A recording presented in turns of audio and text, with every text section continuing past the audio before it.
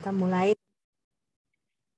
kesetimbangan kimia. Oke, kesetimbangan kimia. Nah, ini kita mau belajar berbagai bentuk tetapan kesetimbangan, ya, berbagai bentuk tetapan kesetimbangan. Nah, jadi kan sebelum S kita udah kinetika reaksi, ya, mekanisme reaksi, kita belajar kinetika, bagaimana ada kinetika orde 1, 2, ya, 3. Nah, juga reaksi unimolekuler, bimolekuler, termolekuler, ya. Baru ada lagi kita belajar keadaan steady state, ya, mekanisme. Jadi itu semua kita pelajari di kinetika. Nah, sekarang kita belajar di konsep kesetimbangan kimia, ya, kesetimbangan kimia masuk. Berarti kalau kemarin kita rata-rata itu kan reaksinya satu aja garisnya kan. Nah, hanya garis ke kanan. Nah, makanya di sini, di kesetimbangan kimia ini nanti kita banyak melihat reaksinya itu reaksi ke kanan dan reaksi ke kiri. Gitu ya. Biasanya memang kesetimbangan kimia itu yang kita lihat uniknya. Oke. Nah, kita mulai dengan konsep kesetimbangan. Ya, konsep kesetimbangan. Nah, kita lihat ini ada gambar grafik, ya, gambar grafik. Nah, ini Y, sumbu Y-nya itu adalah Gibbs, energi bebas, ya. Nah, baru sumbu X-nya itu kita sebut koordinat reaksi. Reaksi, dan kalian lihat nih lambangnya ada kayak cacing deh, ya. Koordinat di cacing, ya. Nah, bagaimana reaksi itu bisa terjadi? Nah, kalau pada konsep kesetimbangan ini, sebenarnya kita punya sistem kimia, selalu sistem kimia itu berusaha mencari Gibbs, fungsi Gibbs yang minimum. Yang minimum. Nah, berarti begitu minimum ini tercapai, nah biasanya itu spontan itu terjadi. Spontan terjadi. Nah, berarti kapan kesetimbangan itu terjadi? Ketika sistem itu mencapai fungsi Gibbs yang minimum. Ya, fungsi Gibbs yang minimum. Jadi makanya ini kan kita lihat ini dia ada menurun, baru ada naik. Nah, berarti keadaan spontan, reaksi yang spontan itu, nah, baru kalau dia minimum, ya, minimum. Oke. Nah, sekarang kita lihat di sini. Kalau kita berbicara minimum, ya kan, berarti kalau ada kurva, ya, untuk mencari minimum kita harus mengetahui turunan pertama dari fungsi tersebut. Baru kita bisa mengetahui minimumnya. Nah, makanya di sini kalau kalian lihat, harus kita ketahui dulu bagaimana turunan pertamanya. Nah, makanya di sini perubahan spontan itu dengan mengetahui turunan pertama dari Gibbs-nya, energi bebas Gibbs-nya. Ya, jadi delta G per delta dari koordinat reaksi, ya. Tapi kalau kalian lihat di sini berarti ada P dan T, berarti ada tekanan dan suhu yang konstan. Ya, ada tekanan dan suhu yang konstan. Nah, kita nggak akan bisa misalnya tekanan dan suhunya variabel, ya. Kalau misalnya tekanan dan suhunya variabel, nggak akan bisa kita tentukan. Nah, makanya harus di sini tekanan dan suhu yang konstan, ya. Jadi konsep kesetimbangan itu, ya kan, ketahui, ya, akan selalu mencari fungsi energi Gibbs yang minimum, ya. Jadi kalau untuk mengetahui fungsi energi Gibbs minimum, kita harus mengetahui bagaimana turunan pertama dari si fungsi energi Gibbs tersebut, ya. sekarang selanjutnya kalau kurvanya itu tadi berarti kalau kemiringan kurvanya negatif, itu biasanya reaksi akan bergeser ke arah produk. Nah, tapi kalau positif, ya, reaksinya akan bergeser ke arah reaktan. Nah, jadi makanya penting kita mengetahui turunan pertama dari fungsi itu supaya kita tahu kemana arah reaksinya. Ya, kemana arah reaksinya. Nah, berarti dari sini kita tahu bahwa komposisi cabang reaksi itu perhatikan ketika kita mau menentukan arah reaksi. Reaksi itu penting karena misalnya ada reaksi yang memang kita mau ke arah produk dia. Jadi harus ya nanti perubahan turunan pertama dari si fungsi Gibbs itu harus negatif, baru dia ke arah produk. Tapi kalau dia positif, baru dia ke arah reaktan. Karena ada juga misalnya kita tidak mau terjadi produknya. Misalnya produknya itu radikal bebas. Nah, kalau radikal bebas terjadi kan biasanya berarti ada reaksi berantai. Nah, ada kemungkinan kalau kita mau menghentikan reaksi berantai kan kita mau dia tidak ke produk, tidak ke arah pembentukan radikal bebas. Berarti tidak selalu kita menginginkan kemiringan kurva negatif ini. Ada kalanya kita mau kemiringan kurvanya positif ya. Contohnya seperti reaksi berantai ya. Kalau kita mau menghentikan ya, berarti kan kita tidak mau terbentuk radikal bebas. Jadi diusahakan supaya fungsi energi bebas Gibbs-nya itu mempunyai kemiringan yang positif. Ya.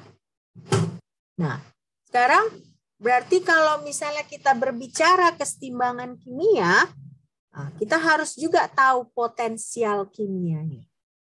Potensial kimia ya. Nah, jadi misalnya ada reaksi seperti ini. A itu reaktan, B itu ya. Nah, reaktan, B produk. Nah, kalian lihat di sini garisnya ini kan nggak ada garis ke kiri dan ke kanan. Jadi dia bisa membentuk produk, tetapi bisa juga reaksinya nanti balik ke reaktan. Gitu ya. Sebenarnya kalau kriteria kesetimbangan kimia itu adalah potensial kimia dari A itu sama dengan potensial kimia B. Ya. Potensial kimia A itu sama dengan potensial kimia B. Oke. Nah, kalau misalnya kita masih berbicara ideal. Ideal itu berarti potensial kimia itu kita bisa hitung dari fraksi molnya. Ya, fraksi itu kan kalian tahu kan kalau di kimia dasar fraksi mol itu mol dari spesies tersebut dibagi mol totalnya, ya. Nah, tapi kita berbicara tentang gas sekarang, gas yang berperilaku ideal. Nah, perilaku ideal kita tidak perlu memakai mol untuk mencari fraksi molnya. Kita bisa menggunakan parsial, tekanan parsial dan tekanan total. Nah, karena itu makanya di sini, ya kan, kalau misalnya gasnya berperilaku ideal, kita bisa ketahui bahwa pada saat kesetimbangan itu potensial standar dari A, spesies A, ditambah TON fraksi mol dari A sama dengan potensial standar B ditambah RTON fraksi mol dari si B. Tapi kalau kalian lihat di sini fraksi molnya itu adalah tekanan parsial A dibagi tekanan total. Ya. Tekanan parsial A dibagi tekanan total. Ya, jadi makanya kenapa kita menggunakan ini? Nah, kita menggunakan ini, kita mau memakai prinsip kendal. Ya, dari prinsip Martin Dalton, kalau kita punya gas yang ideal, nah fraksi mol dari gas ideal tersebut bisa juga kita pakai tekanan parsial dibagi tekanan total. Ya.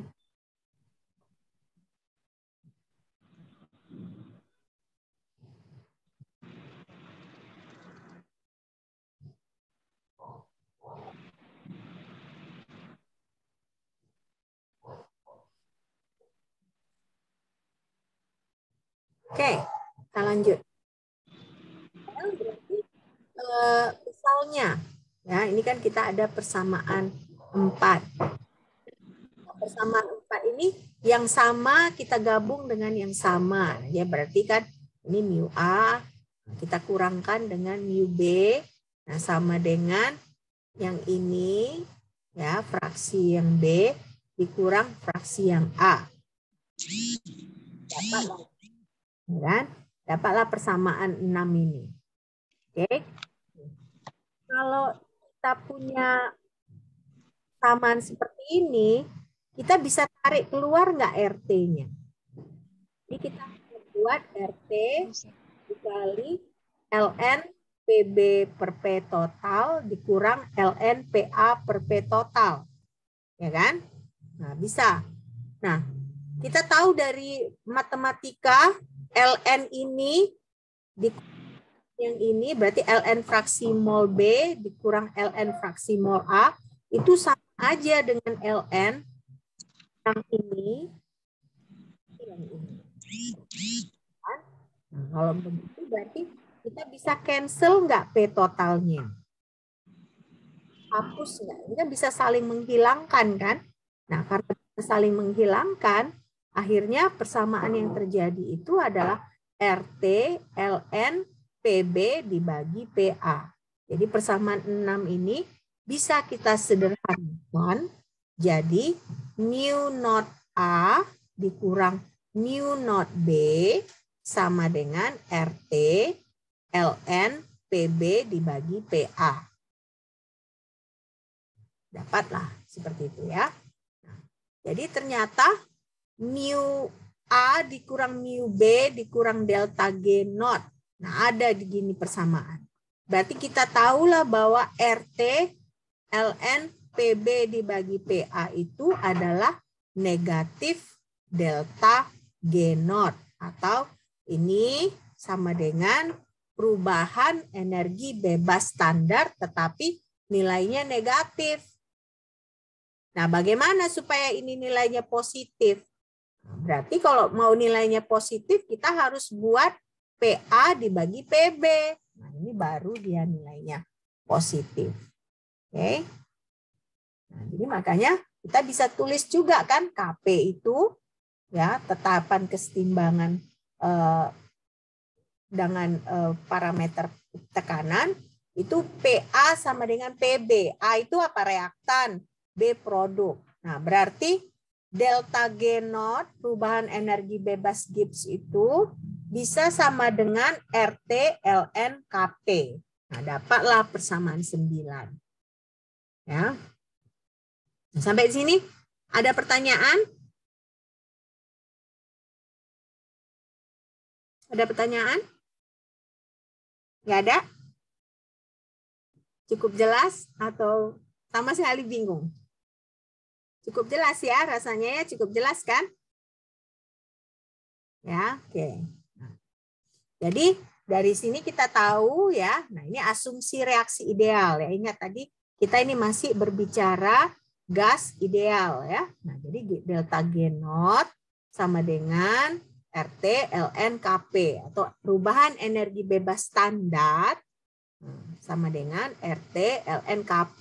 Nah, KP itu berapa? KP itu adalah PA dibagi PB. Berarti KP itu adalah tekanan parsial A dibagi tekanan parsial B. Nah, sekarang kita mau melihat bahwa misalnya yang 8 ini ada nggak cara lain kita mendapatkannya? Misalnya, berarti kita bisa pakai istilahnya reaksi kuotien. Nah, reaksi kuotien itu digambarkan dengan QP. QP. Nah, QP itu bagaimana? QP itu ternyata total dari tekanan tiap spesies dipangkatkan dengan koefisien stoikiometri dibagi total dari tekanan spesies pangkatkan stoikiometri. Nah, I itu dia adalah reaktan, J ini adalah produk. Berarti QP itu sama dengan tekanan parsial dari reaktan dipangkatkan koefisien stoikiometri dari reaktan dibagi tekanan parsial dari si produk dipangkatkan koefisien stoikiometri dari produk. Nah, itulah reaksi kuotien.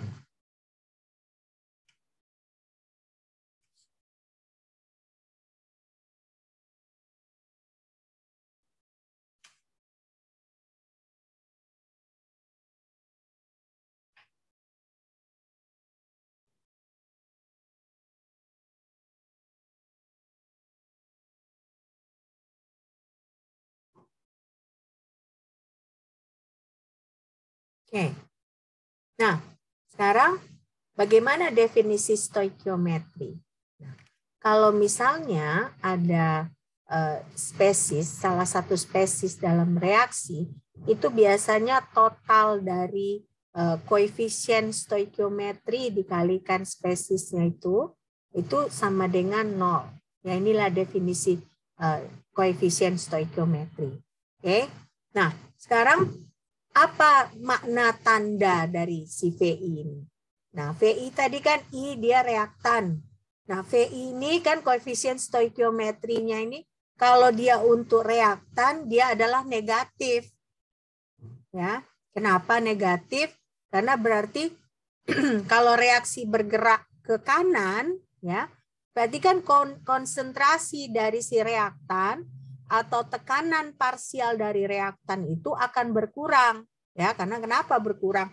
Karena kan terbentuk produk. Nah, otomatis berarti kan konsentrasi atau tekanan parsial dari reaktan itu akan berkurang, ya. Nah, sementara si VJ, nah VJ ini menjadi positif, saya salah bentar ya.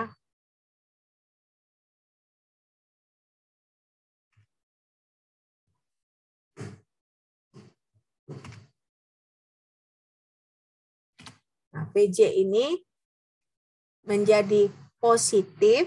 Kenapa? Karena konsentrasi atau tekanan parsial itu meningkat kalau misalnya reaksinya maju ke kanan.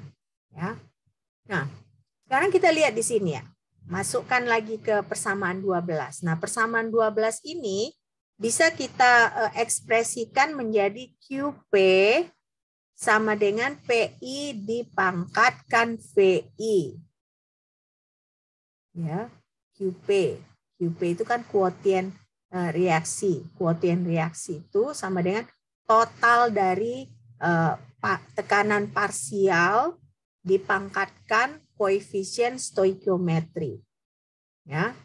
Jadi makanya kita dapatlah di sini delta G sama dengan delta G naught ditambah RT ln QP. Ya.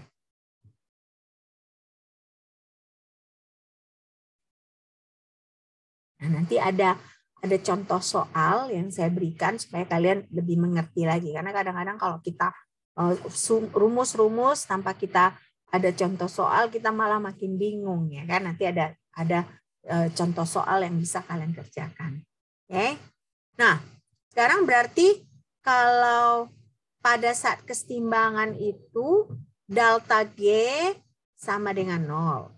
Ya, ingat tadi kan bahwa selalu sistem itu dia mencari fungsi yang minimum. Nah, jadi makanya selalu delta G-nya sama dengan 0 pada saat kesetimbangan. Nah, berarti kalau delta G sama dengan 0, QP itu sama dengan KP. Ya. Jadi kita tidak perlu pakai QP lagi. Yang kita pakai adalah KP, yang berarti dia PA dibagi PB, tekanan parsial reaktan, dibagi tekanan parsial produk. Nah, berarti kita bisa kaitkan delta G naught itu sama dengan negatif RT ln KP. Ya, karena delta G-nya kan tadi 0 kan. Delta G ini kan sama dengan delta G standar ditambah RT ln KP. Nah, karena delta G-nya 0, nah ini berarti kan si ini pindah ke sisi yang selanjutnya, nah sisi yang berlawanan, nah makanya dia jadi negatif. Nah, jadi kalau kalian ditanya bagaimana korelasi antara perubahan energi bebas standar dengan KP, korelasinya seperti ini. Jadi delta G naught sama dengan negatif RT ln KP. Nah, jadi kalau kita ketahui energi bebas standarnya, kita bisa hitung KP-nya berapa. Nah, nanti pasti temperaturnya itu, suhunya itu dalam keadaan spontan, bukan spontan, konstan. Ya. Oke. Nah, sekarang berarti kita lihat bahwa kalau kimia spontan itu delta G reaksi lebih kecil dari 0. Ya. Nah, delta G standar ini fungsi dari reaktan dan produk dalam keadaan standarnya. Jadi untuk menghitung ini, delta G ini, kita harus tahu gimana reaksinya dulu. Nah, setiap komponen dari reaksi itu kan ada energi bebas standarnya. Nah, dari energi bebas standarnya ya dikalikan dengan koefisien stoikiometrinya, kita bisa hitung delta G reaksinya ini. Ya, nanti kalau kalian masih bingung sekarang nggak apa-apa, nanti ada contohnya biar kalian tahu apa maksud yang saya jelaskan sekarang. Oke, nah berarti sekarang arah perubahan spontan dari suatu reaksi bergantung kepada komposisi campuran reaksi. Karena tadi kan delta G ada kaitannya dengan KP. Nah, sementara KP ada kaitannya dengan tekanan parsial. Nah, tekanan parsial itu yang menentukan bagaimana perubahan dari suatu reaksi. Ya kan? Nah, jadi berarti di sini besarnya konstanta kesetimbangan, nah ini tidak cukup untuk menentukan reaksi spontan atau tidak. Nah, berarti arah reaksi tidak hanya konstanta kesetimbangan yang menentukan, tetapi komposisi campuran reaksi. Oke, komposisi campuran reaksi. Oke, nah ini dia contohnya biar kalian jelas. Nah, ini ada data, ya, ada reaksi NO tambah O2 menjadi NO2. Ya. Nah, ini reaksi sudah disetarakan belum menurut kalian? Sudah disetarakan belum? Sudah, Bu. Sudah disetarakan, ya kan? Nah, tabel ini memberitahukan kita kalau energi bebas Gibbs standar dari NO adalah segini. Energi bebas Gibbs standar dari NO2 adalah segini. Nah, ini datanya ini suhunya 298 Kelvin. Bisa nggak kita tentukan KP dari reaksi ini?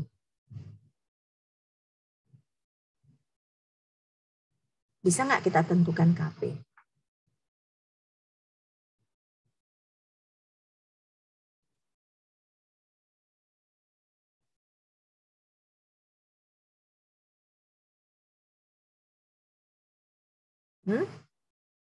Kok diam? Gimana kita caranya menentukan KP? Apa yang perlu kita hitung pertama kali?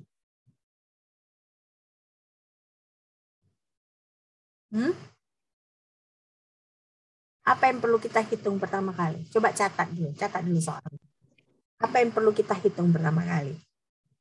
Delta G-nya, Bu. Delta G-nya. Oke. Bagaimana kita menghitung delta G-nya?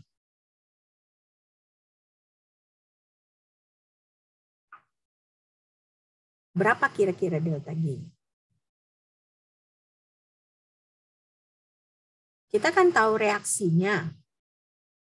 Kalau kita belajar di gas dan termo, ya, berarti menghitung delta G-nya ini kan mirip dengan delta H ini kan.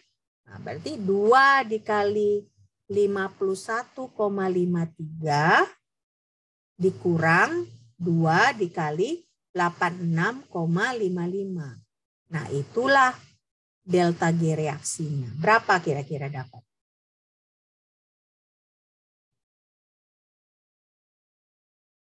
Ya, jadi kalau kita belajar kinetika dan kesetimbangan ini, ya kita harus selalu sediakan kertas dengan pulpen, ya. Kalau kita malas berhitung pakai tangan, ya sediakan juga kalkulator, ya. Nah, berapa delta G-nya?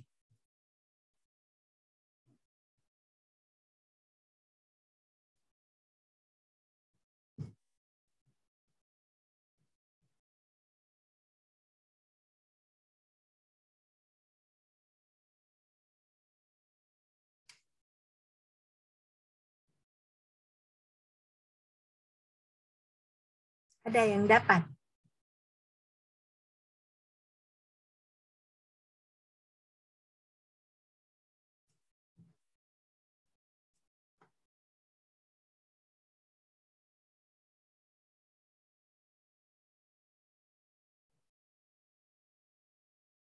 Mau coba hitung ya.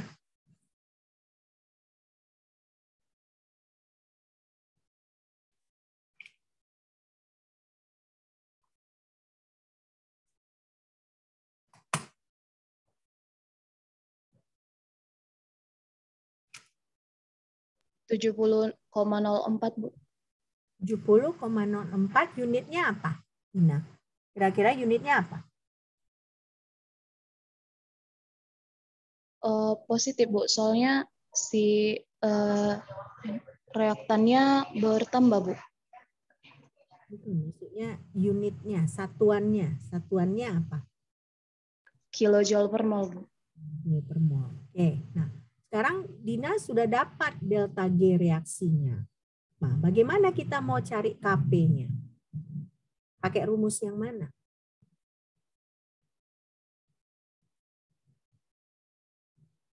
Dia langsung pakai yang delta G not sama dengan RT kali ln Kp Bu. Ya. Delta G naught sama dengan negatif RT ln Kp. Ya. Nah, sekarang T-nya tadi berapa?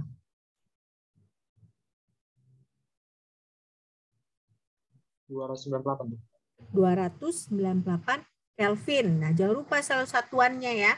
Kita nggak boleh lupa satuan. Nah, Dina tadi sudah menghitung satuannya kilojoule per mol. Nah, sekarang kita ada R.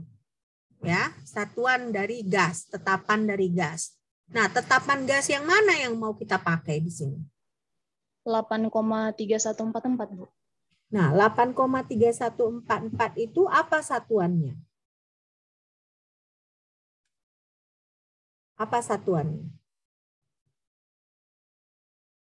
Kilojoule per mol. Yakin? Yakin? Apa satuannya? Joule per Kelvin kali mol. Joule per mol dikali Kelvin. Nah, berarti delta G naught yang Dina dapat tadi harus Dina konversikan dari kilojoule per mol ke mol. Nah, baru Dina bisa hitung berapa nilai Kp-nya. Oke. Nah, ini nggak berlaku untuk Dina aja ya. Semua harus coba hitung ya. Nah, karena kan nanti yang ujian bukan hanya Dina. Kalian juga ujian. Nah, tadi kalau saya ngomong gini rumus-rumusnya tanpa saya kasih contoh soal, tanpa kalian coba kerjakan, nah, kalian nggak akan ngerti. Tapi tadi dengan kita mengerjakan contoh soal seperti ini, jadi teori yang tadi kita pelajari, jadinya lebih kita mengerti. Oke, jadi berapa Kp-nya?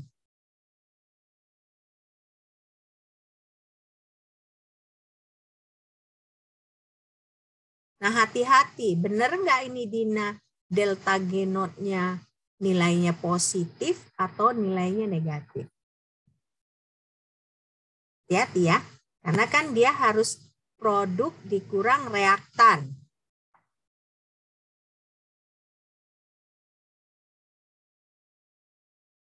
Jadi nilainya apakah nilainya positif atau negatif? Karena nanti kan berpengaruh kepada formula ini tadi, karena formulanya kan delta G naught-nya sama dengan negatif RT ln Kp, ya. Jadi hati-hati ketika menghitung perubahan energi bebas Gibbs-nya.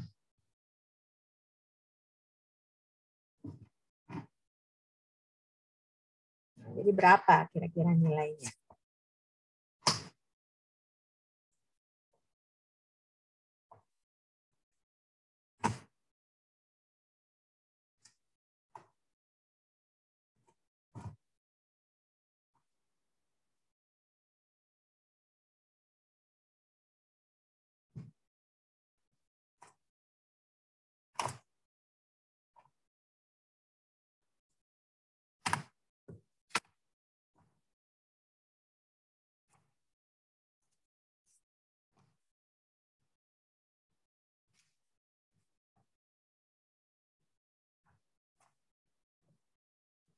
Ada yang dapat?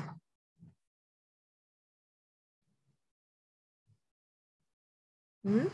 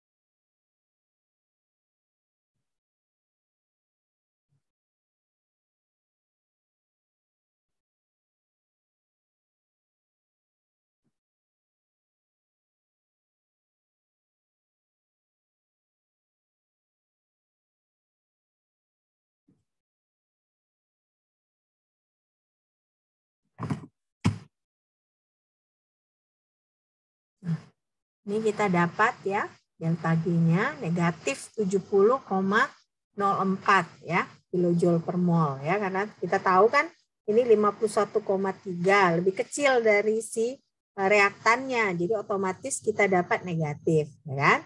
Nah, jadi untuk menghitung Kp-nya, kita gunakan yang ini ya, 70.000 40, ini negatif. Nah, ini negatif, kita bisa hilangkan jadi positif. Nah, jadi Kp-nya itu adalah 1,89 dikali 10 pangkat 12. Ya, 1, ada yang dapat seperti ini?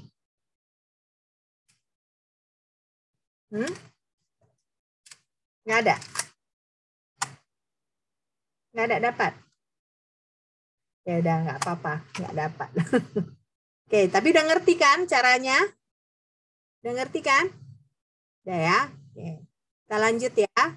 Nah, sekarang berarti kita lihat tadi kan, kalau misalnya delta G naught reaksinya itu sangat besar dan negatif, ya kan tadi negatif 70 kilojoule per mol, itu kan sangat besar dan negatif. Makanya otomatis itu kita tahu konstanta kesetimbangannya sangat besar. Nah, karena konstanta kesetimbangannya sangat besar, nah itu makanya biasanya reaksinya akan cenderung ke arah produk. Ya.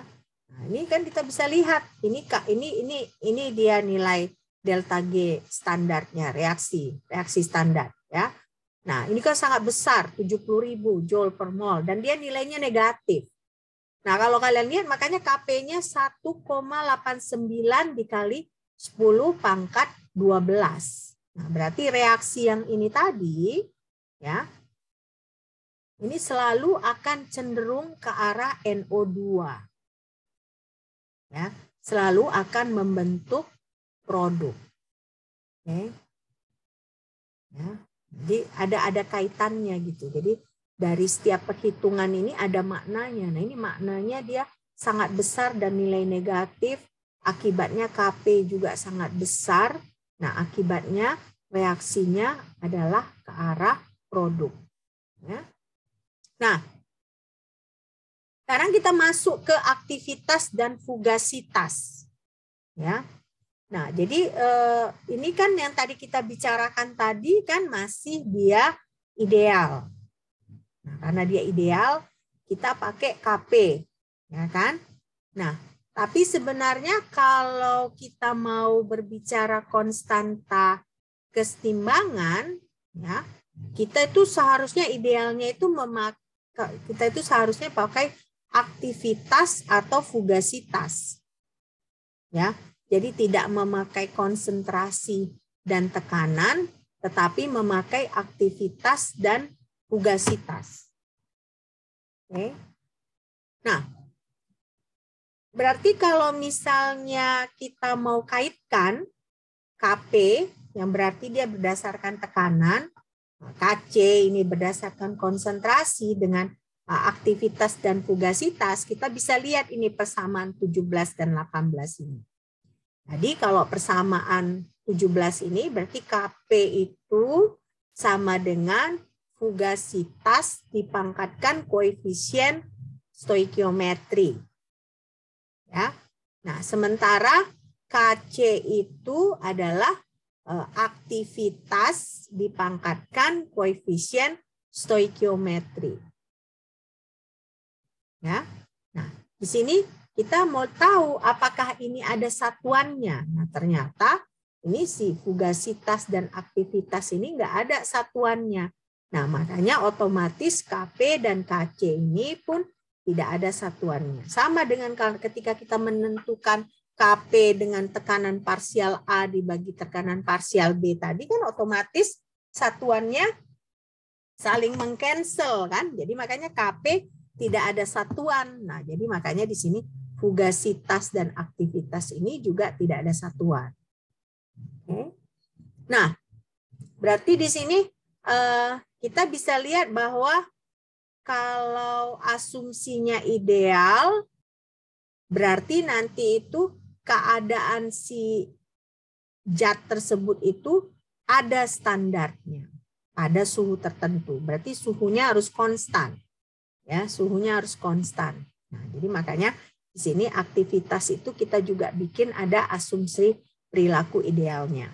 Nah, berarti Kp dan Kc ini ya, Kp dan Kc ini dinyatakan dalam hal konsentrasi atau aktivitas untuk sistem yang menyimpang dari ideal.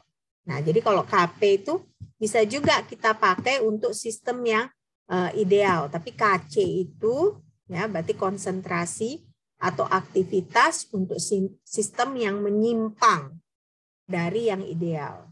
Ya. Kalian udah ngambil kimia larutan? Belum, Ibu. Belum ya. Tahun depan kali ya ambil kimia larutan. Nah, nanti di kimia larutan kalian akan mempelajari yang itu gitu ya, harus mempelajari bagaimana sistem yang ideal, sistem yang tidak ideal ya. Nah, jadi sekarang berarti kalau konversinya nanti kita harus ingat selalu yang ini, hukum gas ideal ini. Berarti P ini sama dengan RT dikali N dibagi V.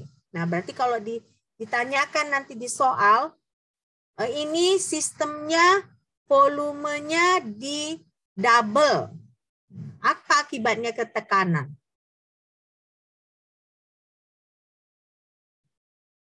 Volumenya dikali 2. Apa akibatnya di tekanan ini? Tekanannya bagaimana? Bertambah atau berkurang?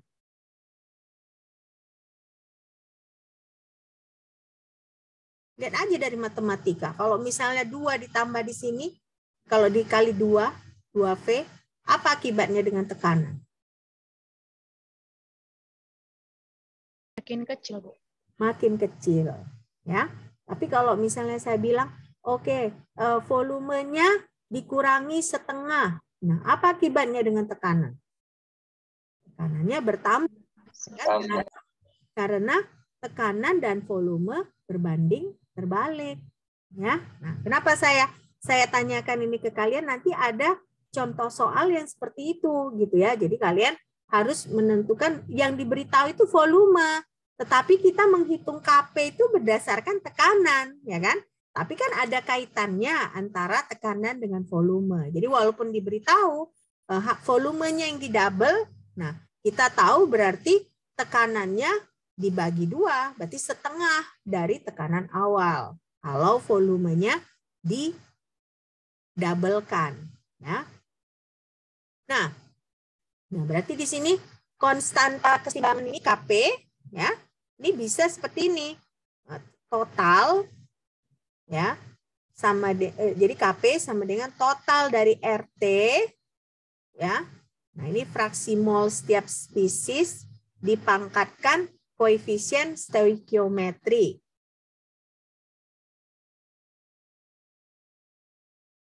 Ya. Suara saya jelas nggak? Jelas, Bu. Jelas ya. Oke. Ya. Nah, ini berarti yang persamaan yang ini tadi, ya kan, bisa kita pisah karena ini kan konstanta kan. Dia selalu R itu konstanta, T-nya itu pun suhunya itu selalu konstan, ya. Kita mengamati pada suhu yang konstan karena kalau suhunya pun variabel jadi ngantuk ya. Oke, kalau ngantuk ini puasa ya soalnya ditambah puasa, mempelajari formula-formula ya. Oke, tapi ditahankan ya. Bagian dari ibadah juga kan ya. Oke, nah ini berarti KP sama dengan RT. Nah, kita pangkatkan, kita keluarkan ini. Kita keluarkan RT-nya. RT pangkatkan koefisien stoikiometri, ya kan? Baru ini total dari fraksi mol dipangkatkan koefisien stoikiometri. Nah, ini pun RT-nya bisa lagi dikeluarkan. Nah, berarti yang ini itu sama dengan KC. Nah, berarti KP sama dengan RT dipangkatkan koefisien stoikiometri dikali KC. Ya, nah inilah kaitan antara KP dan KC. Ya. Berarti kita ada catatannya ini, tapi ini konversi yang tadi itu, yang persamaan yang ini, yang 23 ini, dia itu hanya berlaku kalau sistemnya homogen. Homogen berarti semua fase dari reaktan dan produknya adalah sama. Ya, kalau dia heterogen, nah kita perlu berhati-hati untuk menggunakan persamaan 23. Jadi artinya kalau kita punya sistem yang heterogen, nah tidak disarankan untuk memakai persamaan 23 karena persamaan 23 itu tadi khusus untuk sistem yang homogen. Ya. Nah, sekarang kita masuk ke Le Chatelier. Jadi berarti Le Chatelier itu kalau kita punya KP, KP-nya itu bergantung kepada tekanan. Jadi ketergantungan tekanan dari Kp. Nah, ini prinsip Le Chatelier. Nah, berarti kalau ada reaktan ya pada keadaan standar, nah tekanannya atau fugasitasnya itu kita ukur pada suhu yang tetap. Nah, berarti di sini suhunya tetap, tetapi tekanannya itu tidak tetap. Ya, tidak tetap. Nah, jadi perubahan tekanan ini dia itu berpengaruh pada konstanta kesetimbangan. Ya, perubahan tekanan ini berpengaruh kepada konstanta kesetimbangan. Oke, saya kasih waktu kalian mengerti dulu. Coba. Ada yang terlambat mencatat nggak? Nanti takutnya saya lambat ngupload ke Sibda, kalian nggak sempat belajar. Di mana kalian ketinggalan nyatat tadi? Ada yang ketinggalan nyatat? Nggak? Atau nggak nyatat?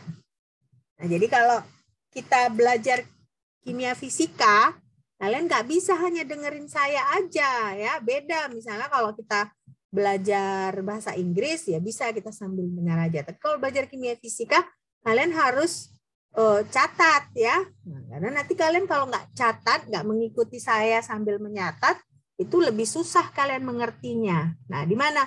Ada yang ketinggalan nyatatnya? Jadi ketinggalan di yang persamaan 12-13. Persamaan, tunggu dulu ya.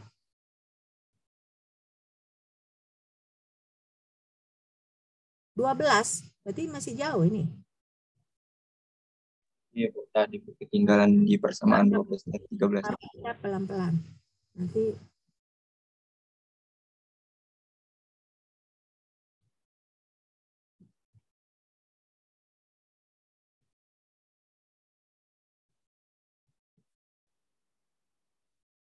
yang ini.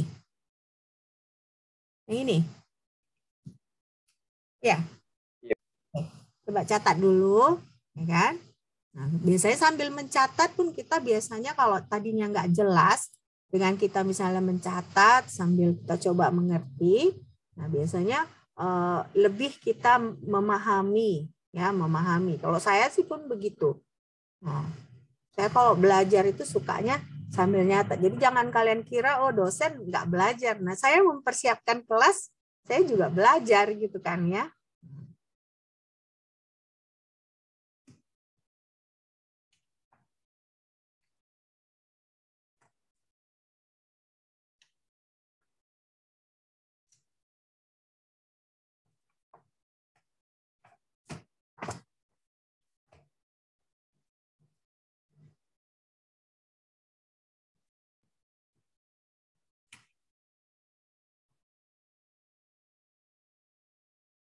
Selesai yang ini, Yudi?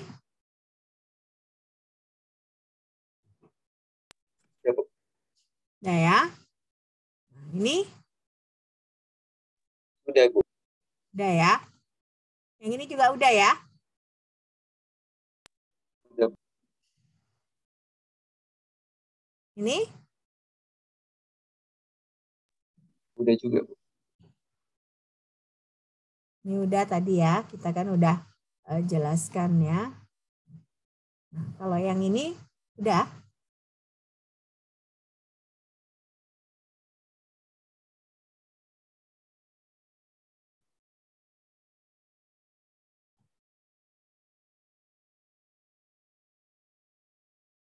Oke. Nah ini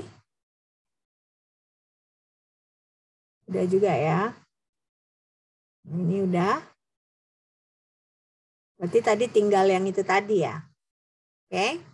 Nah, dengan ini tadi kita sampai di sini kan? Sampai di sini. Nah, sekarang kita masuk ke di tadi Le Chatelier ya. Nah, baru ada catatan di sini. Catatannya berarti perubahan tekanan dapat memiliki efek yang besar pada komposisi campuran.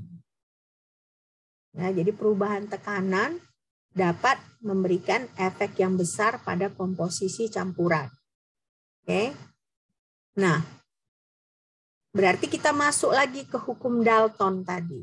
Ya, hukum Dalton itu kan tekanan parsial itu sama dengan fraksi mol dikali P total. Karena tadi kan fraksi mol itu kan PI dibagi P total. Ya, berarti nah, PI itu ya kita kalikan aja XI dengan P tot ya, P total ya. Nah, berarti di sini kombinasi fraksi mol itu yang nanti menggambarkan bagaimana komposisi campuran kesetimbangan tersebut. Ya.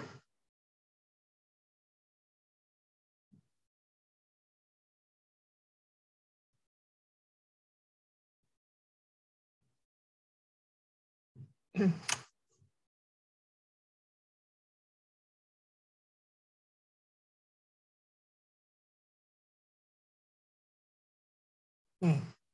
Nah, berarti kalau KP ini ya, kalau kita misalnya menggantikan persamaan 24 tadi, KP itu bisa kita buat sebegini, KP sama dengan total dari fraksi mol dikali P total dipangkatkan koefisien stoikiometri.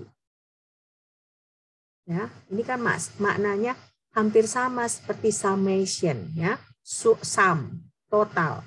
Ya, ini lambang kimia yang menggambarkan ini total. Jadi ada beberapa spesies nanti itu ditotalkan dia. Nah, sambil dia harus dipangkatkan dengan koefisien stoikiometri. Oke. Nah, berarti di sini ya kan kita bisa bagi 2, persamaan 25 tadi kita bisa bagi 2 berarti KP. Nah, total dari si XI fraksi mol pangkat koefisien stoikiometri dikali dengan total dari P total, bukan P parsial ya, P total dipangkatkan koefisien stoikiometri. Jadi ingat ya, V itu koefisien stoikiometri. Nah, kalau dari situ kalian bisa langsung bayangkan bahwa memang konstanta kesetimbangan itu berpengaruh kepada dan dipengaruhi oleh komposisi campuran. Kenapa? Karena kita lihat di sini rumusnya ini selalu memasukkan koefisien stoikiometri. Nah, koefisien stoikiometri itu kan menggambarkan bagaimana komposisi campuran itu. Ya, jadi di sini makanya satu bagian dia ada tekanan totalnya, satu bagian dia ada fraksi molnya. Ya. Oke. Nah, sekarang kita masuk. Berarti ini konstanta kesetimbangan KP itu ya, yang ada kaitannya dengan fraksi mol ini, yang ini, bagian yang ini bisa kita ubah jadi KX. Nah, itu bisa namanya jadi KX. Nah, berarti KP itu sama dengan KX. Nah, dikali P total dipangkatkan jumlah dari koefisien stoikiometri. Nah, makanya di sini KX adalah total dari fraksi mol dipangkatkan koefisien stoikiometri. Memang kalau sekarang kalian nanti bingung ini, masih belum mengerti ya melihat formula. Nah, tapi nanti kita ada lagi contoh soal supaya kalian lebih mengerti bagaimana menghitungnya. Oke? Nah, ini udah selesai belum dicatat? Udah? Sudah, Bu. Udah ya? Oke. Nah, sekarang berarti KX itu dia tidak konstan. Kenapa tidak konstan? Karena KX itu berubah kalau komposisinya berubah. Nah, sejalan dengan waktu biasanya komposisi itu berubah kan? Kalau misalnya 1 menit, nah berarti kan reaktan berkurang, produk bertambah. 1 menit reaktan makin lagi berkurang, produk bertambah. Nah, jadi makanya KX itu tidak konstan. Dia berubah, dia bergantung kepada komposisi. Nah, tapi KP itu dia konstan. Jadi tekanan itu yang menyesuaikan. Makanya tekanan berubah supaya KP-nya itu konstan. Jadi tekanannya akan berubah, tapi KP-nya konstan. Nah, KX juga dia akan berubah karena komposisi itu dia nggak pernah konstan. Komposisi itu kan reaksi, namanya reaksi kan dia selalu komposisinya berubah seiring waktu. Ya, cuman ingat di sini KP-nya dia konstan. Ya. Nah, jadi kita ini contoh. Coba kalian mengerti. Nah, ini pertanyaannya bukan pertanyaan perhitungan, tetapi pertanyaan konseptual. Ya, konseptual. Nah, ini ada reaksi.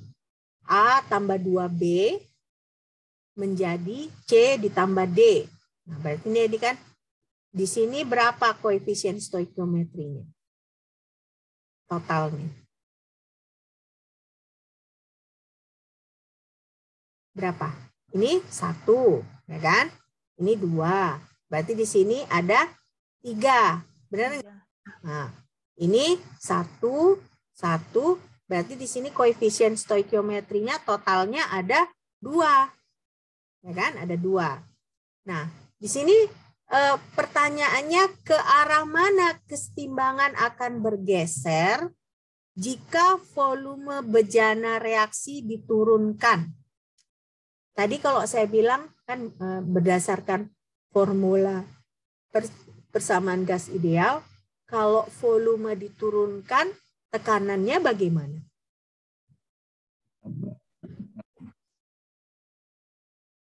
Tekanannya bagaimana? Besar, Bu. Tekanannya besar, ya. Nah, berarti kalau tekanannya besar, tekanan total ini ya, tekanan total, bukan tekanan parsial. Berarti kalian rasa reaksinya itu ke arah mana? Kalau kita prediksi. Nah, ingat ini dia 3 koefisien stoikiometrinya. Ini 2. Jadi reaksinya ke arah apa? Ke arah sini atau ke arah sini? Ke arah reaktan, Bu. Apa alasannya ke arah reaktan? Karena konstantasi reaktan lebih besar, jadi otomatis volume reaktannya lebih besar juga.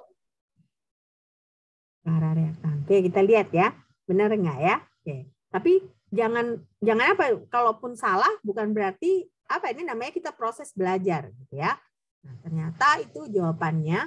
Ini kita volume turun, tekanan total naik. Ya. Tekanan totalnya naik ya berarti. Nah, ingat tadi kalau KP itu dia PCPD dibagi PA PB pangkat 2. Nah, kalau kita gantikan ya supaya dengan tekanan total, berarti kan fraksi mol dari tiap spesies dikali tekanan total. Tadi kan kita ada belajar itu. Nah, berarti di sini ini kan KX-nya kan? KX-nya. Berarti KP itu kan dia selalu konstan. Ya. Nah, berarti supaya jadi kalau ada peningkatan tekanan, KX itu juga meningkat. Nah, kalau KX meningkat kan berarti di sini lebih besar produk daripada reaktan. Nah, kalau lebih besar produk dari reaktan, berarti reaksinya itu bergeser ke arah produk atau reaktan.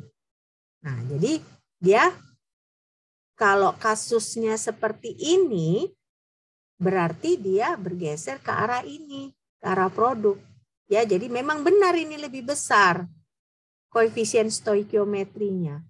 Tetapi sebenarnya kalau menurut Le Chatelier, lebih besar koefisien stoikiometri yang ini, dia berarti reaksinya bergeser ke arah produk. Nah, bagaimana alasannya? Alasannya karena ini. KP itu dia selalu konstan. KX yang berubah. Nah, ini kan berarti kalau P membesar, berarti KX-nya yang membesar. Ya, nggak akan mungkin KP-nya yang membesar, karena KP-nya selalu konstan. Nah, berarti kalau Kx-nya meningkat, yang ini yang membesar. Nah, kalau yang ini yang membesar, berarti otomatis lebih banyak ke arah produk. Ya. Oke, ngerti nggak ini? Ngerti nggak? Jalan ceritanya. Ngerti atau belum? Hah? Nggak ngerti? Hah? Ngerti atau tidak? Kok banyak diemnya ini anak PSPK 20D ini, ha? Ngerti atau tidak? Ngerti, Bu. Ngerti? Ya. Kalau nggak ngerti, bilang ya, biar saya jelasin ulang. Nah, jadi seperti itu ya logikanya. Logikanya kenapa? Kenapa dia ke arah produk? Karena kita tadi kan sudah bilang, KP itu dia konstan, dia tidak berubah. Yang berubah itu KX. Nah, ternyata kalau misalnya volume diturunkan, kan berarti tekanan naik. Kalau tekanan naik kan berarti fraksi mol itu juga berubah kan, tekanan totalnya naik berarti KX-nya juga naik. Nah, kalau KX-nya naik berarti kan KX itu kan dia produk dibagi reaktan kan. Nah, produk dibagi reaktan. Nah, berarti di sini kalau produknya meningkat, kalau KX-nya besar berarti kan produknya yang membesar. Nah, berarti kalau produknya membesar berarti reaksinya itu bergeser ke arah produk. Ya. Oke. Nah, berarti catatannya di sini pergeseran itu selalu ke sisi jumlah mol yang lebih sedikit. Nah, tadi makanya saya bilang yang mana? Yang reaktan 3, nah, yang produk 2. Kira-kira kemana? Nah, jadi selalu dia kalau menurut Le Chatelier itu dia selalu bergeser ke arah yang lebih sedikit. Ya, nah, itulah dia Le Chatelier. Kenapa? Supaya kan ini kalau dia banyak kan ini sedikit kan agak enggak seimbang. Nah, kan kita ini berbicara keseimbangan. Nah, karena itu dia bergerak dari yang banyak ke yang sedikit. Nah, makanya penting nanti kalian menyetarakan reaksi. Nah, setelah kalian menyetarakan reaksi, kalian lihat mana yang lebih banyak koefisien stoikiometrinya. Kalau misalnya tadinya produk yang lebih banyak, pasti dia bergeser ke arah reaktan. Ya. Nah, jadi ini ada beberapa cara kita mempengaruhi tekanan total. Ya, ada beberapa cara. Yang pertama, kita bisa menambah atau mengurangi reaktan atau produk. Ya, jadi kita bisa mempengaruhi tekanan total. Jadi kalau misalnya kita tambah reaktan atau produknya, itu berpengaruh ke tekanan total. Nah, tadi juga ada perubahan volume. Kita kurangi volumenya, tekanannya meningkat. Kita tambah volumenya, tekanan berkurang. Ya. Nah, tapi ada juga kalau kita masukkan gas inert. Nah, kita masukkan gas inert, tekanan totalnya itu dia berpengaruh walaupun si gas inert ini dia tidak bereaksi dengan reaktan atau produk kita. Tapi tetap dia mempengaruhi tekanan total dari reaksi kita. Ya. Jadi makanya di sini prinsip Le Chatelier ini ya kita gunakan untuk memprediksi bagaimana komposisi keseimbangan terhadap perubahan tekanan. Ya, jadi kalau misalnya ada stres yang kita aplikasikan ke sistem kita, nah si sistem itu berusaha mengurangi stres. Makanya kalau kita tambah reaktan, nah tekanannya berubah. Ya, kita tambah gas inert, tekanannya berubah. Nah itulah prinsip Le Chatelier. Ya. Nah, berarti prinsip Le Chatelier ini penambahan penghilangan reaktan produk, ya, penambahan reaktan menyebabkan sistem bergeser ke arah produk, ya, supaya tekanan parsial dari reaktan itu berkurang. Ya, jadi akibatnya apa? Akibatnya lebih banyak produk yang terbentuk. Ya, lebih banyak produk yang terbentuk. Oke. Nah, jadi kalau misalnya kita tingkatkan tekanan total, berarti reaksi itu bergeser ke yang sisi lebih sedikit molnya. Tak sama seperti contoh yang tadi kan. Dia 3, ini 2. Nah, kita tambahkan tekanan, dia bergeser ke produk ya. Nah, tapi juga kalau misalnya kita tambahkan gas inert, tekanan totalnya juga berubah. Nah, akibatnya kalau tekanan total berubah, tekanan parsial dari setiap spesies itu akan berubah. Oke. Nah, ini contoh. Coba kalian catat dulu soalnya. Saya rasa saya ngomong-ngomong aja tanpa kalian mengerjakan. Bisa 15 menit lagi kita kan? Bisa nggak? Bisa ya? Kita coba kerjakan soal ini ya. Biar kalian ngerti ya. Bisa? Hah? Bisa itu. Bisa ya? Oke. Nah, coba kalian catat dulu ini soalnya.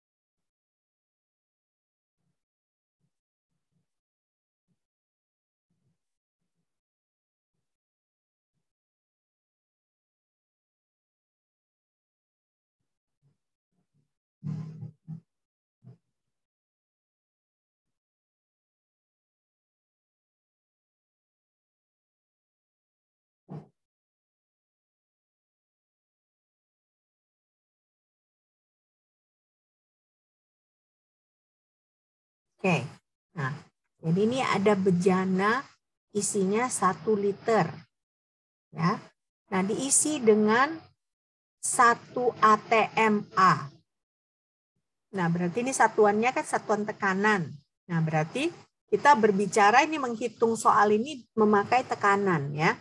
Berarti tekanan kita perlakukan seperti konsentrasi. Seperti itu ya. Nah ini suhunya 298 Kelvin. Ya, 298 Kelvin. Nah, reaksinya ini A, gas, fase gas.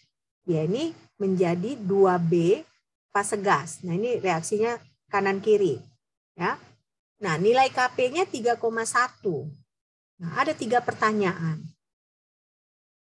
Pertanyaan pertama, pada kondisi yang ini, berapa tekanan parsial si A, tekanan parsial si B, berapa fraksi mol A dan fraksi mol B? Itu pertanyaan A. Nah, pertanyaan B, kalau misalnya volumenya ini didabelkan, berarti dikali 2, berarti 2 liter, berapa tekanan parsial A? Berapa tekanan parsial B? Nah, baru berapa fraksi mol A? Berapa fraksi mol B? Ya, itu pertanyaan B. Nah, pertanyaan C, kalau misalnya ke dalam sistem ini ditambahkan 1 atm argon, yang berarti gas inert. Nah, berapa PA, berapa PB? Nah, berapa juga fraksi mol A dan fraksi mol B setelah ada kesetimbangan? Ya, nah saya kasih 1 contoh dari A dulu, ya. Nanti selanjutnya kalian coba kerjakan B dan C, ya. Oke. Nah, jadi kalau untuk soal seperti ini yang perlu kita kerjakan pertama adalah membuat tabel ini. Tabel namanya APK. APK itu awal perubahan kesetimbangan. Nah, pada saat awal, A itu kan 1 ATM. B itu 0. Ya. Nah, perubahannya itu kita anggaplah X. Ya, kita kan nggak tahu berapa berubahnya. Cuman disebut aja, dihitung. Kita ketahui KP-nya berapa. Nah, kalau X si A berubah, otomatis B itu 2X. Karena koefisien stoikiometri dari B itu adalah 2. Ya, 2 dikali X. Nah, berarti di sini pada saat kesetimbangan itu, ya, si A itu adalah 1 dikurang X, si B adalah 2X. Nah, kita tahu KP-nya 3,1. Kita bisa hitung nggak X ini berapa?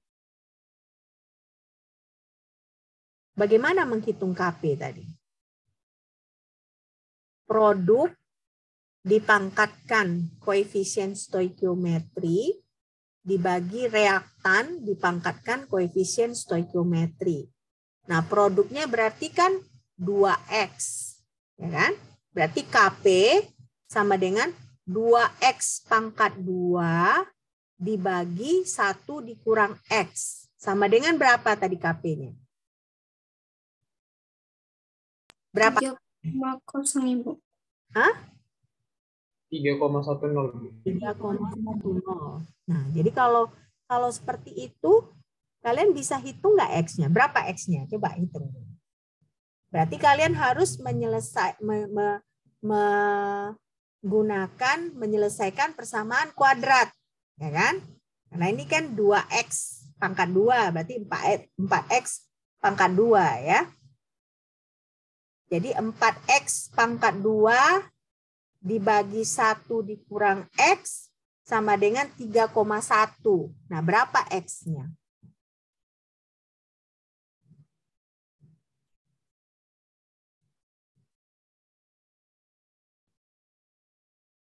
Berapa X-nya?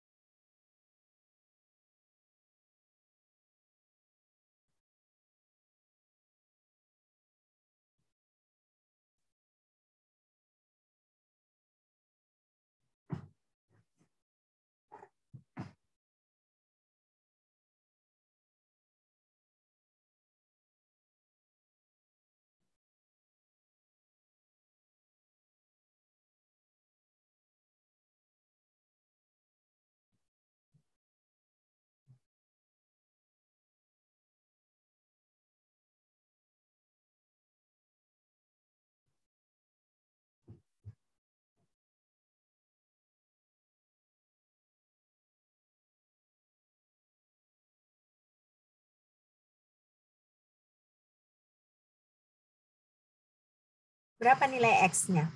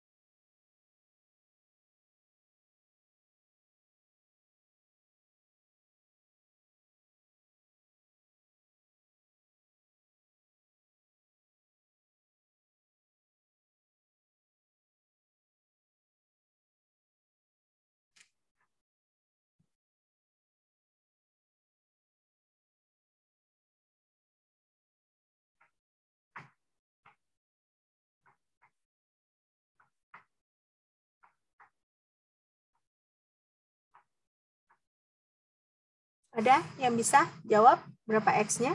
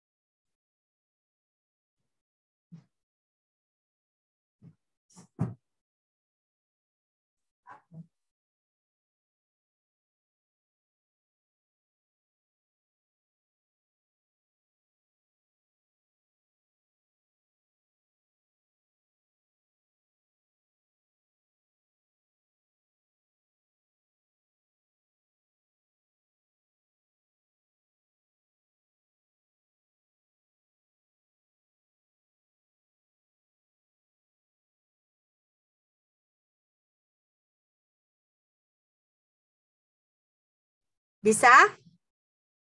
Berapa nilai X-nya?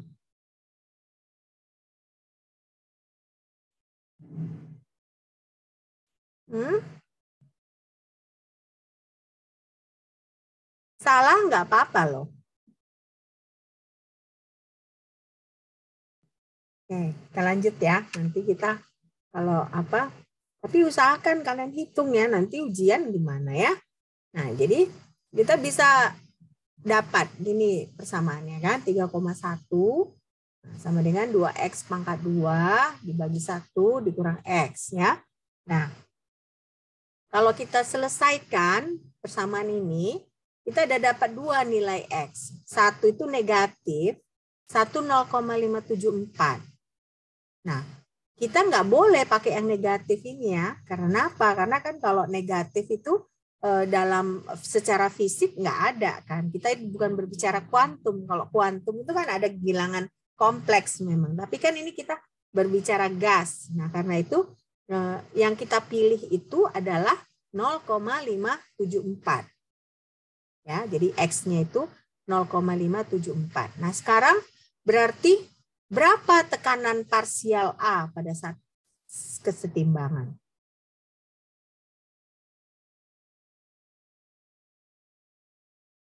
Balik lagi, kita udah ketahui X-nya itu, balik lagi kita ke tabel. Berarti A adalah 1 dikurang 0,574. Ya kan? Nah, kalau B berarti 2 dikali 0,574. Berarti PA-nya ini, PB-nya ini. Nah, berarti berapa fraksi mol dari A pada saat sudah kesetimbangan dicapai? Berarti kan PA dibagi PA ditambah PB. Ya kan, karena PA dibagi P total. Nah, P totalnya berapa? P totalnya adalah PA ditambah PB. Nah, berapa? Sekarang saya tanya ke kalian, PA-nya berapa? 0,426, Bu. 0,426. Nah, PB-nya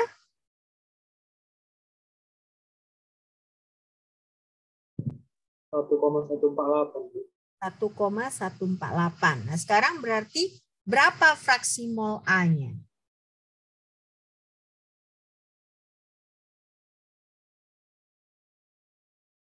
Berapa fraksi mol A-nya?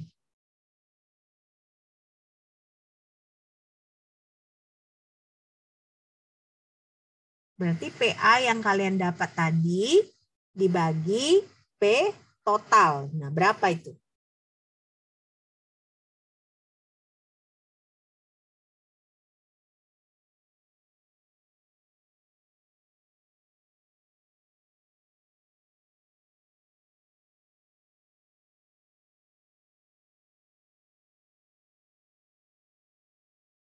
Nol koma 27.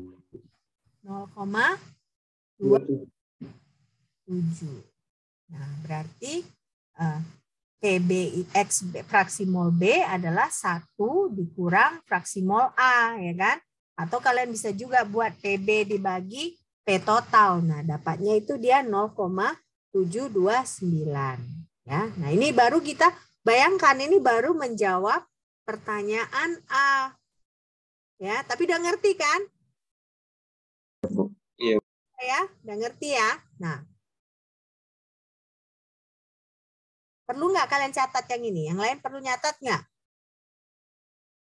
Hah? Sudah, Ibu.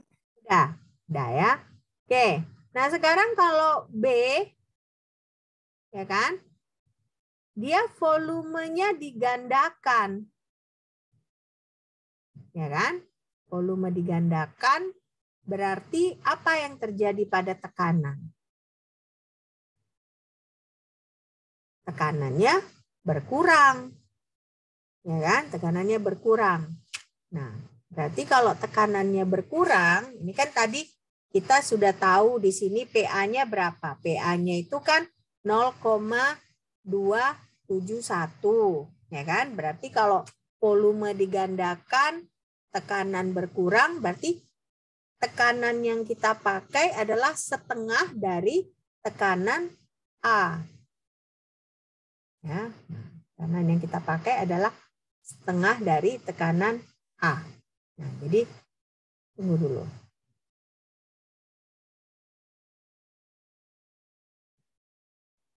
Bentar ya, saya kayaknya salah ini.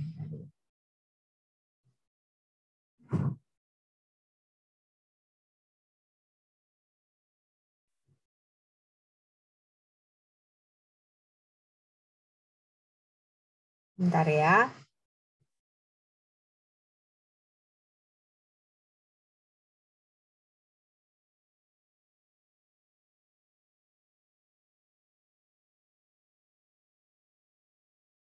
Bentar dulu ya.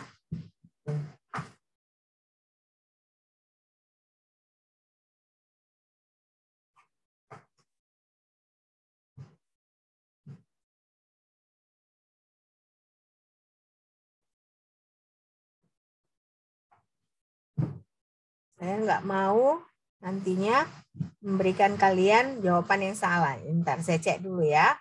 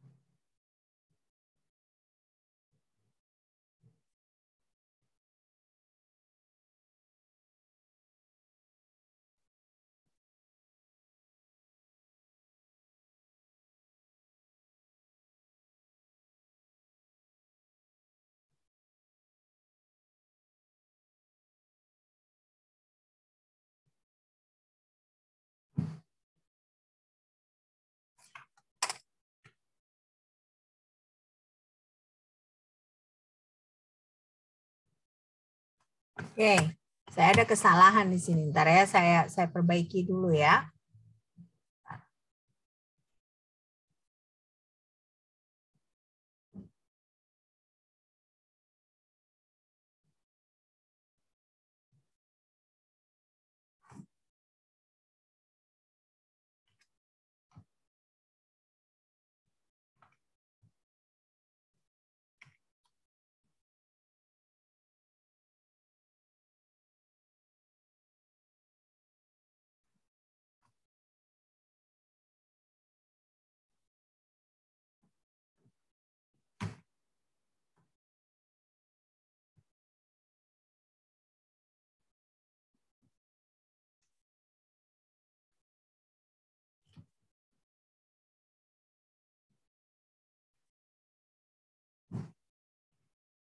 Oke, sorry ya.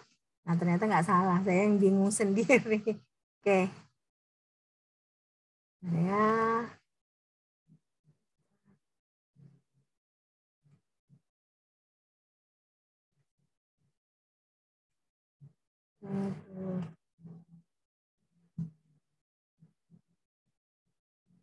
Jangan lupa isi absensi ya.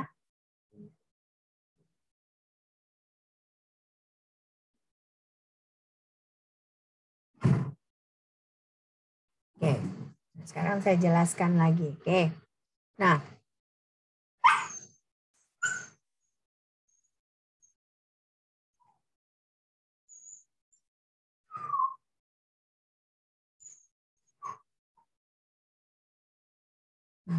jadi kan tadi kita buat volume itu 2 kali lipat. Nah, berarti kalau volume 2 kali lipat, tekanannya itu dia menjadi setengah, ya kan, setengah.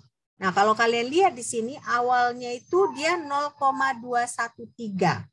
Nah, 213 tadi tekanan PA berapa pada saat kesetimbangan di bagian A?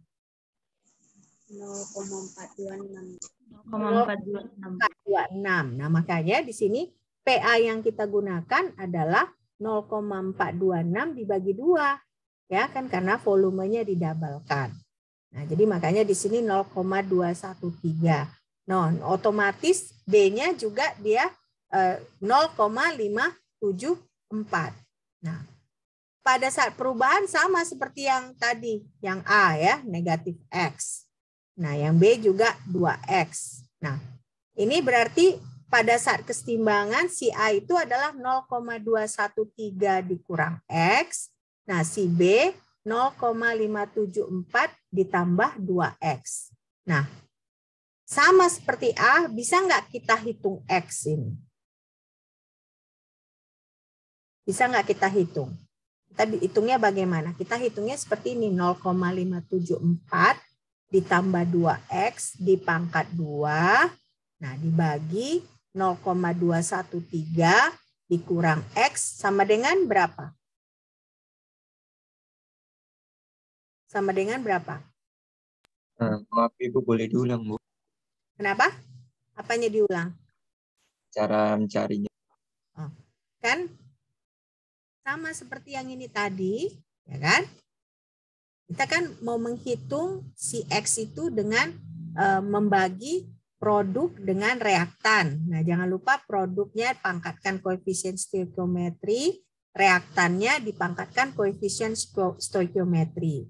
Nah, sekarang bagaimana kalau kita punya seperti ini, ya kan? Berarti kan kita mau cari X supaya kita mau cari berapa PA pada saat kesetimbangan, berapa PB pada saat kesetimbangan. Ya. Nah, berarti kita pakai ini. Berarti 0,574 ditambah 2X dipangkatkan 2. Ya, kenapa? Karena si B koefisien stoikiometrinya 2 dibagi 0,213 dikurang X sama dengan KP. Ya.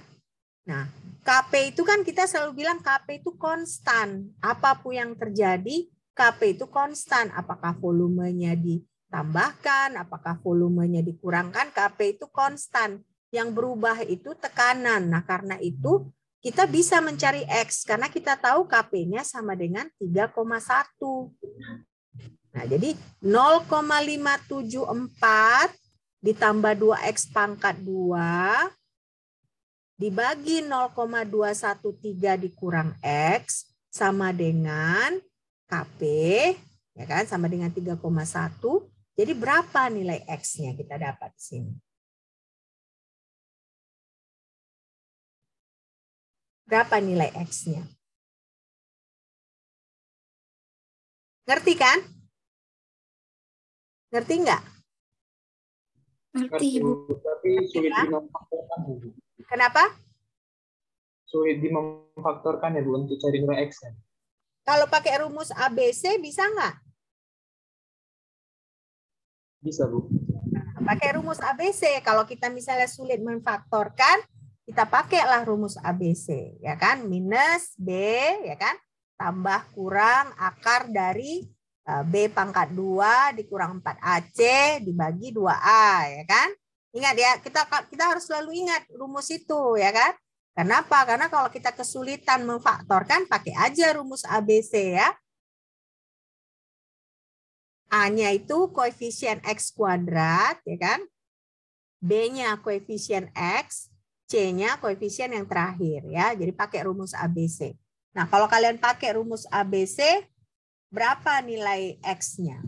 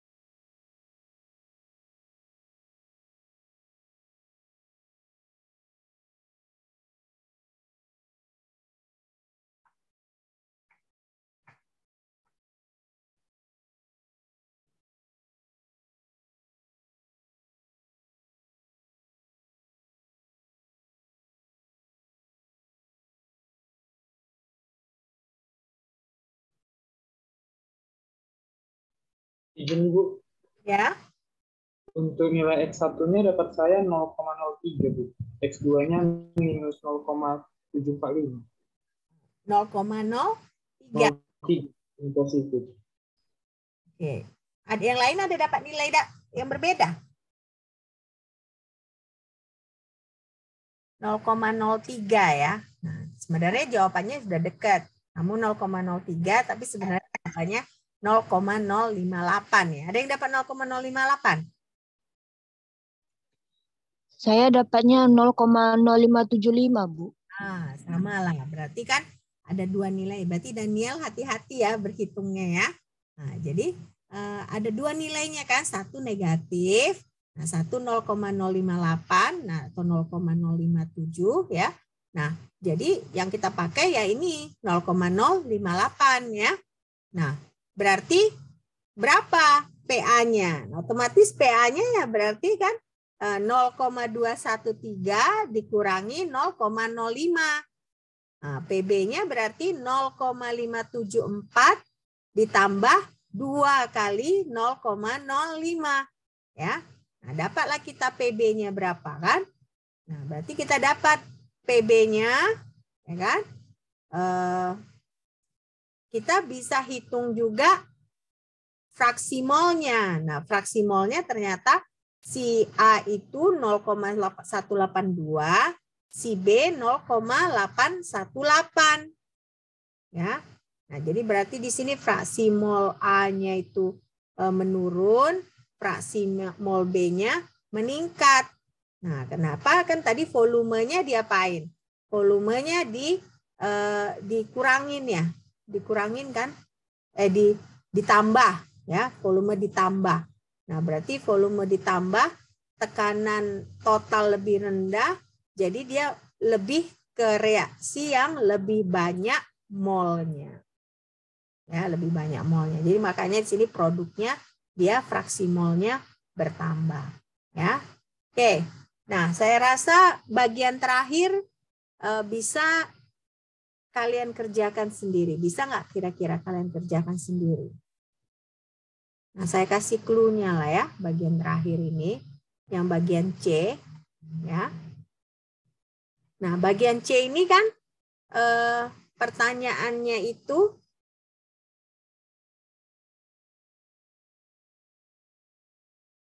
nah, ini kan soalnya. Nah, bagian C ini kalau ini kan tadi volume digandakan. Nah, kalau bagian C ini dia gasnya ditambahkan. Gasnya, tapi gasnya gas inert.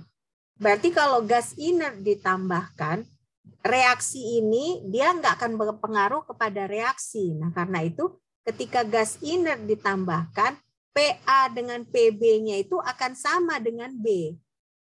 Ya.